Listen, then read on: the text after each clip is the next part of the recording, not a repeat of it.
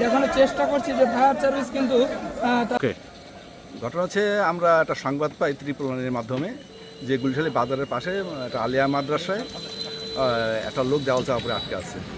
সেই মোতাবেক আমরা স্পটে যাই। স্পটে গিয়ে দেখি যে ওই মাদ্রাসা তার একটা সেফটি ট্যাঙ্কি তৈরি করার জন্য আউটসাইডে একটা সেফটি ট্যাঙ্কি তৈরি করতেছে আর কি।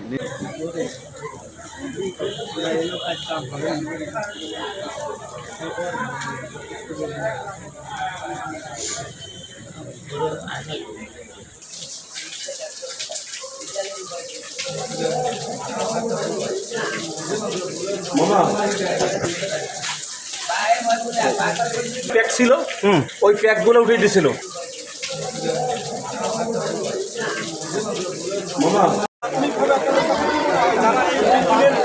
ভাই একটু সাবধান তো সাক্ষাৎকার নেব। ঠিকানা কেউ জানে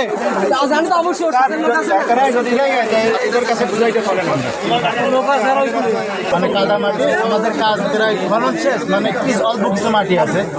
এখন আমরা ওই পাশে বসা গাছটা এমন ভাবে মানে দুইজন ছিল ভিতরে আর দুইজন আমরা উপরে। আমি যে গাছের ঘরে বসাছিলাম ওই গাছেরা ভাঙ্গে পড়ে গেছে একদম। তো এই যে বৃষ্টি হচ্ছে, এই বৃষ্টিতে এখানে প্রচুর কাদা আছে। বৃষ্টির কারণে সেখানে ওই দেওয়ালটা চাপা পড়ে ওখানে একজন লেবার আটকে পড়েছে। তো লেবারের শুধু মাথা এবং হাতটা বাইরে ছিল, আর বাকি দেওয়াল এবং পিলারের সাথে আটকা ছিল।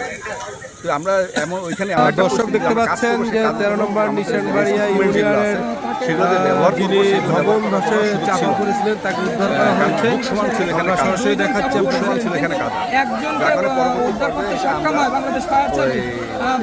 দর্শক দেখতে পাচ্ছেন বই মিলে আমরা ওইখানে যে দেওয়ালটা চাপছিল সেই দেওয়ালটা আস্তে আস্তে ভাঙিয়ে সাপল এবং নিয়ে যাচ্ছে ফেমার এটা ইউজ করে দেওয়াল ভেঙে আমরা ওইখান থেকে দেওয়ালটাকে উঠাই। কথা